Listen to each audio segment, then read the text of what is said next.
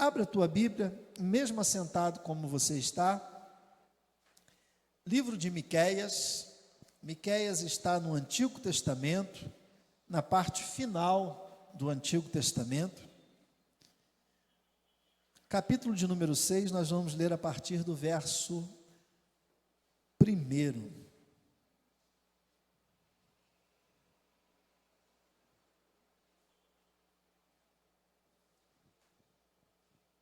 Diz assim a palavra do nosso Deus: ouvi agora o que diz o Senhor, levanta-te, contende com os montes e ouçam os outeiros a tua voz. Ouvi em montes a contenda do Senhor e vós, fortes fundamentos da terra, porque o Senhor tem uma contenda com o seu povo, e com Israel entrará em juízo. Ó povo meu, que te tenho feito, em que te enfadei, testifica contra mim. Certamente te fiz subir da terra do Egito, e da casa da servidão te remi, e pus diante de ti a Moisés, Arão e Miriam. Povo meu, ora, lembra-te da consulta de Balaque, rei de Moabe, e do que lhe respondeu Balaão, filho de Beor, desde Sitim até Gilgal, para que conheças as justiças do Senhor, com que apresentarei ao Senhor e me inclinarei ante o Deus Altíssimo. Virei perante ele com holocaustos, com bezerros de 1 ano. Agradar-se-á o Senhor de milhares de carneiros, de 10.000 ribeiros de azeite. Darei o meu primogênito pela minha transgressão, o fruto do meu ventre pelo pecado da minha alma.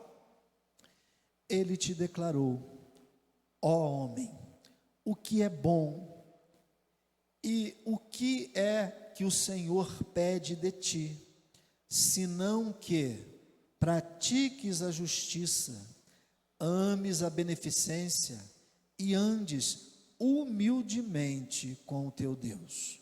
A voz do Senhor clama a cidade, e o sábio verá o teu nome. Ouvi a vara, e quem a ordenou? Ainda há na casa do ímpio tesouros de impiedade, e efa pequeno que é detestável. Seria eu limpo com balanças falsas, ou com um saco de pesos enganosos? Porque os seus ricos estão cheios de violência, os seus habitantes falam mentiras, e a sua língua é mentirosa na sua boca. Assim eu também te enfraquecerei, ferindo-te e assolando-te por causa dos teus pecados. Tu comerás, mas não te fartarás, e a tua humilhação estará no meio de ti. Removerás, mas não livrarás, e aquilo que livrares, eu entregarei à espada. Tu semearás, mas não cegarás, pisarás a azeitona, mas não te ungirás com azeite, e o mosto, mas não beberás vinho. Porque se observam os estatutos de honra e toda a obra da casa de Acabe, e vós andais nos conselhos deles, para que eu faça de ti uma desolação, e dos seus habitantes um assobio, assim trarei sobre vós o opróbrio do meu povo. Senhor, obrigado pela tua palavra. Dai-nos, Senhor Deus, entendimento da mesma. Estamos aqui, Senhor Deus, e cremos que o Senhor deseja falar conosco.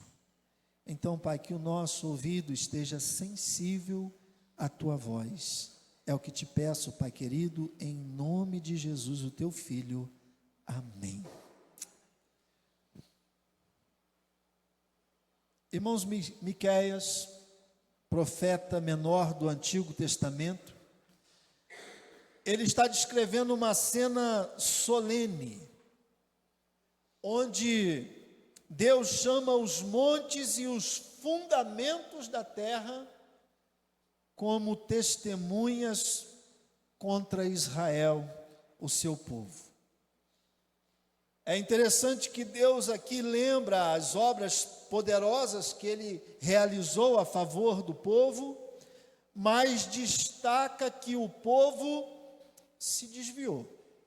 Mesmo Deus sendo bom, mesmo Deus dando livramento, mesmo Deus atravessando esse povo pelo Mar Vermelho, mesmo esse povo orientando através de profetas, mesmo Deus dando líderes, como foi Moisés, o diagnóstico divino é o seguinte: a humanidade está em falha e diante de um Deus que é santo.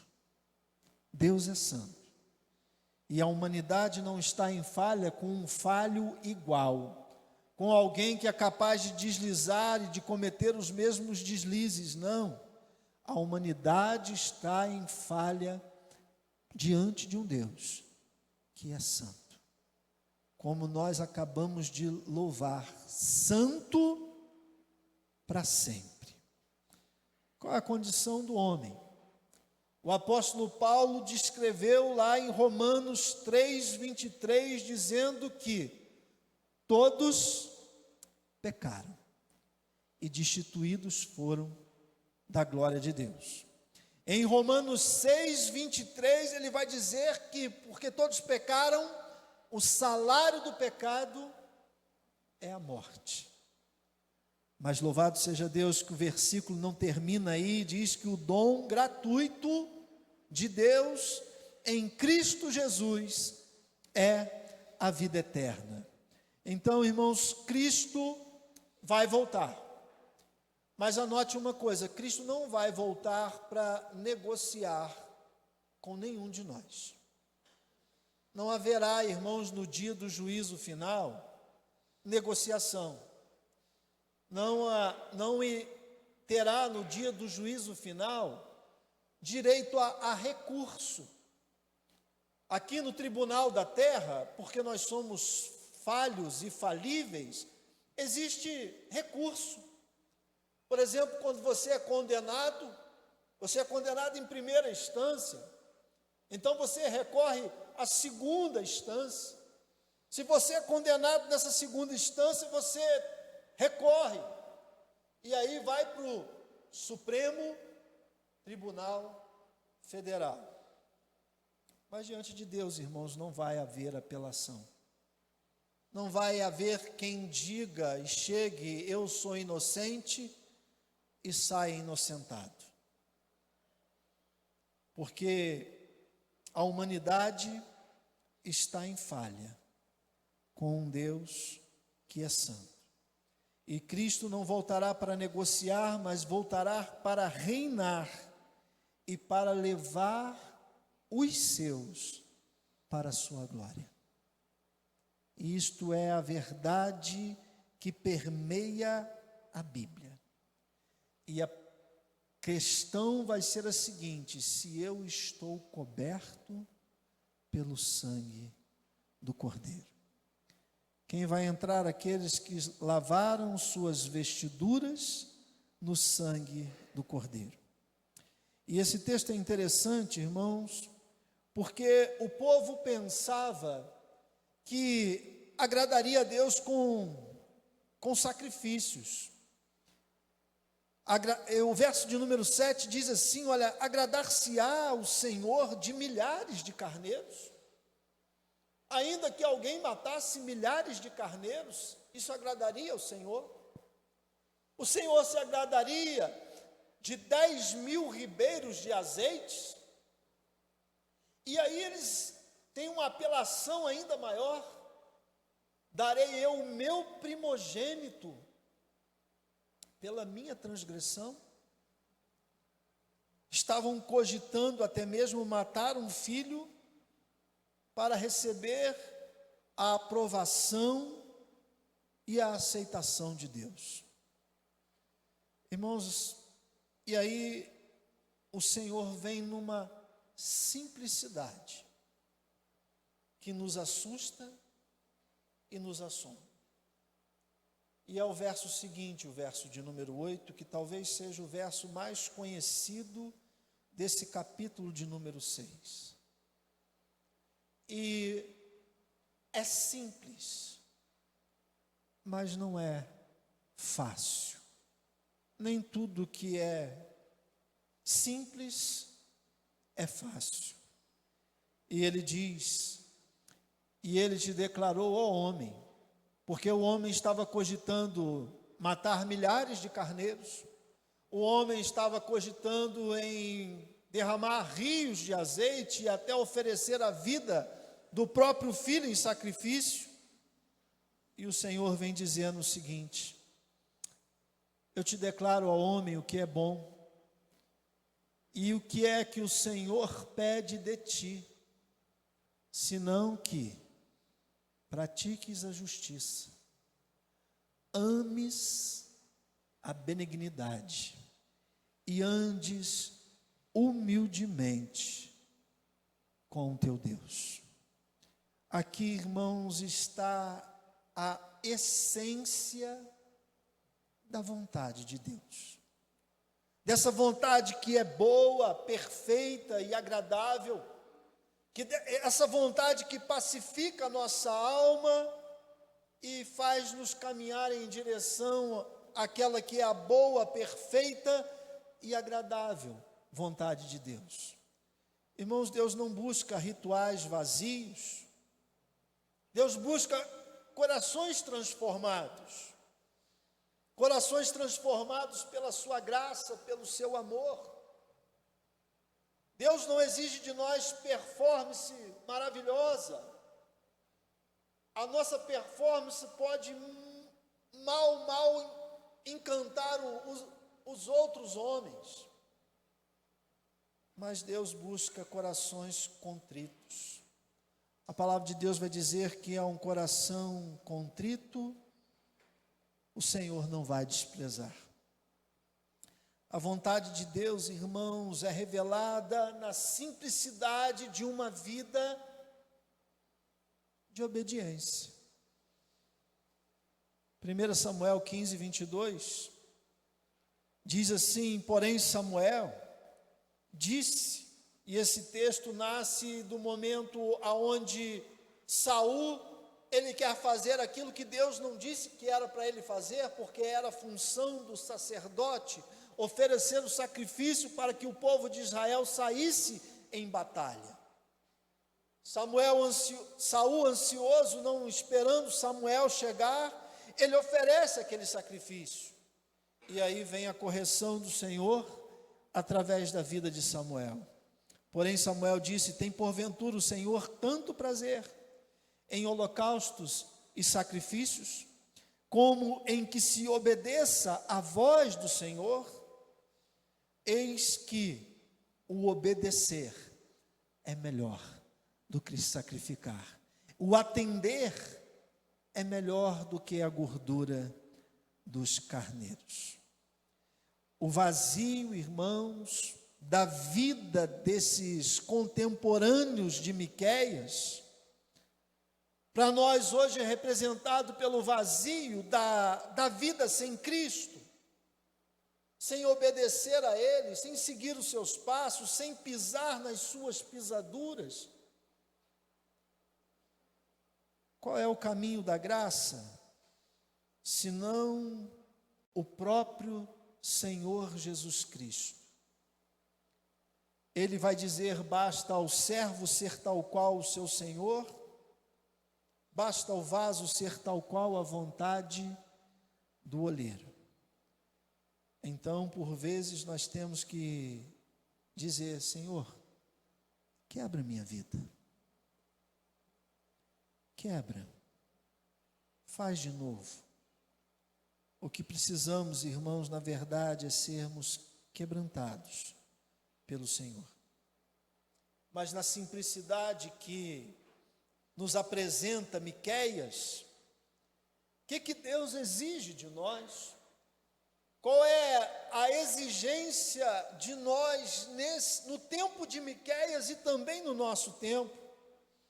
E ele vai dizer o seguinte: olha, pratique a justiça.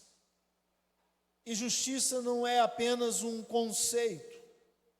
Justiça é vida em ação. É fazer o que é certo sem precisar de plateia para assistir. É fazer o que é certo. É defender o oprimido. Quando você defende o oprimido, você está sendo justo e botando a justiça em prática. É ajudar o vulnerável, é lutar contra as desigualdades, é ajudar a quem precisa, mesmo que aquele que está precisando nem saiba que você o ajudou. Quando a gente faz isso, a gente está sendo um justo. Um juiz não é justo por ser um juiz. Um juiz só é justo quando ele, julgando a causa, ele consegue discernir o culpado e tratá-lo como culpado. Ele consegue discernir o inocente e absolvê-lo como inocente. Se tem uma coisa, irmãos, que dói, é a injustiça. A injustiça dói. Ela fere. E nós somos aqueles que precisam praticar a justiça, porque isso é o que Deus exige de nós.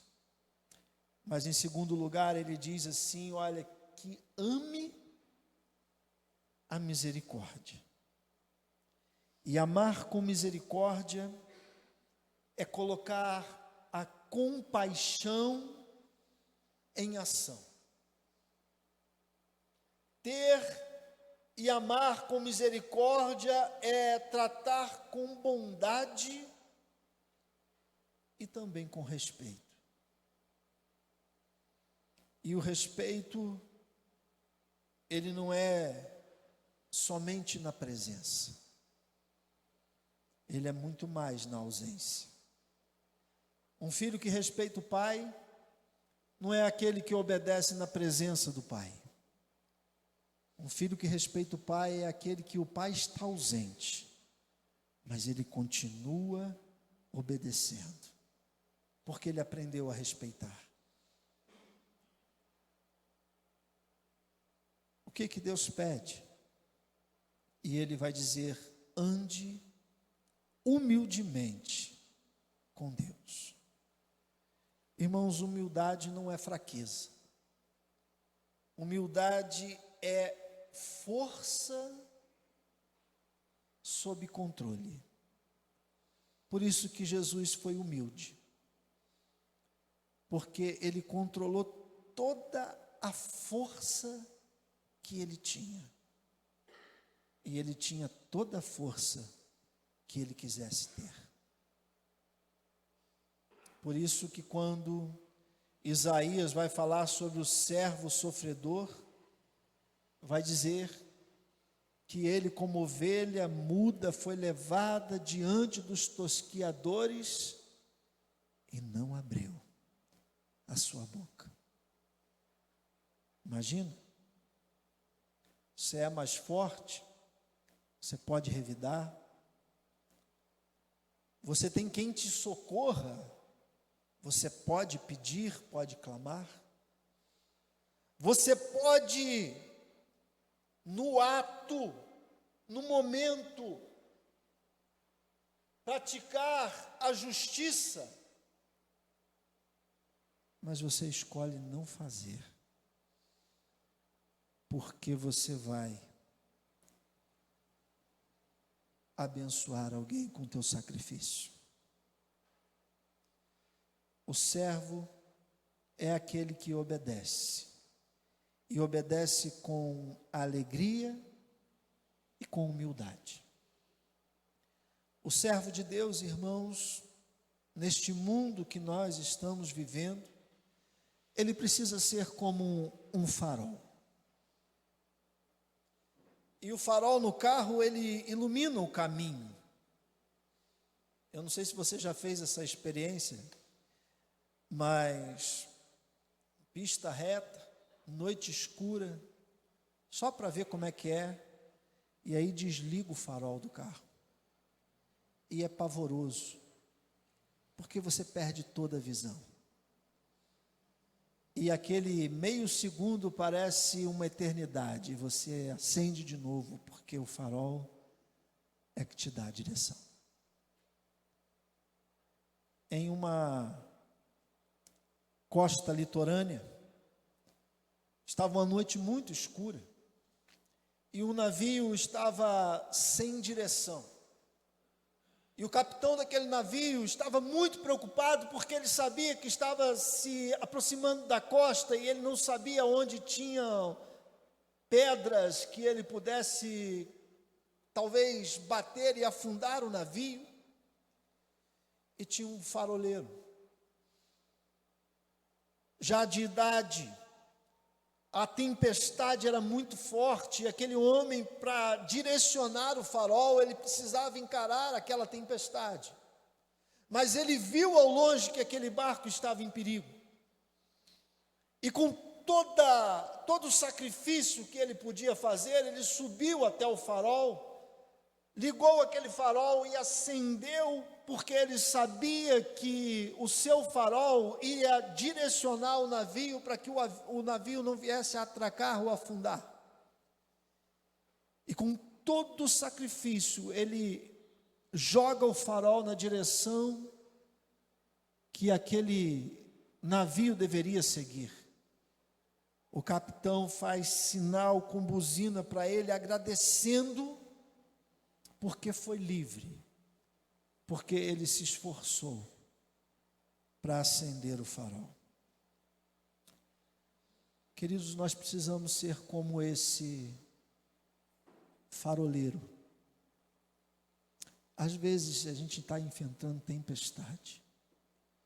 Às vezes as lutas e as dificuldades são muito grandes. Mas é no meio dessas tempestades que a minha vida precisa ser um farol aceso para guiar o caminho de alguém.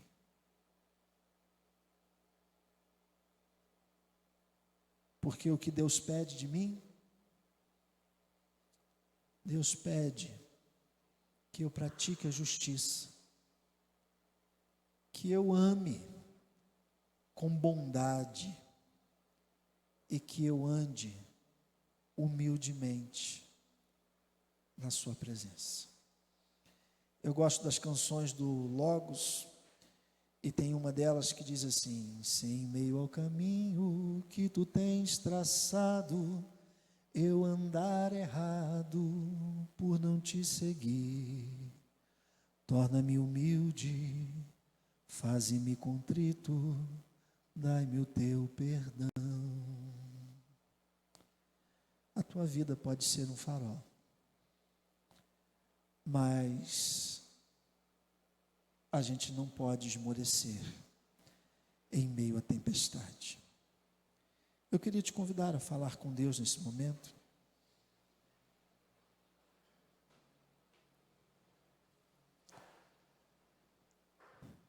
Não é sacrifício, como o povo pensava, de matar muitos carneiros, de litros e mais litros de azeite, de sacrificar alguém. Não. O que Deus quer: justiça, bondade, humildade. E aí a tua vida vai brilhar. E você vai mostrar para alguém o caminho a seguir. Senhor, quanto nós precisamos, Pai, de Ti, para não perder o brilho, Senhor Deus, porque o brilho não é nosso, o brilho é do Senhor. Moisés, Senhor Deus, quando desceu com as tábuas dos mandamentos, o rosto dele, Senhor Deus, brilhava. Mas não é porque ele tinha brilho próprio, é porque ele tinha estado com o Senhor. Pai, nós precisamos estar mais com o Senhor, para que, Senhor Deus, a nossa vida possa refletir a luz de Cristo. E Pai, esse precisa ser um desejo do nosso coração. Toda a igreja ora, e hoje é noite de consagração. E se você deseja consagrar mais a tua vida ao Senhor, ser esse farol que aponta o caminho para quem está ainda em escuridão, em meio à tempestade da vida, eu queria te convidar a se colocar em pé e nós vamos clamar juntos: Senhor, faz da minha vida um farol. Faz, Senhor Deus, da minha vida um referencial. Ó Pai, que o teu nome seja glorificado através, Senhor Deus, do meu viver. Se você quer fazer essa oração, eu te convido a se colocar em pé nesse momento e nós vamos orar juntos. Deus abençoe, Deus abençoe, Deus abençoe. É brilhar pelo Senhor, é fazer com que a vida mostre para quem estamos vivendo. Senhor, eis aí filhos e filhas do Senhor, em pé, pedindo, Senhor Deus, pela tua presença. Porque, Senhor, sem dúvida alguma, a tua presença na nossa vida é o maior tesouro que nós podemos carregar. Pai, que não seja, Senhor Deus, somente o atender a um apelo no final de um culto, mas que seja, Senhor Deus, um estilo de vida a ser desenvolvido para a glória, louvor e honra do teu nome. Em nome de Jesus. Amém.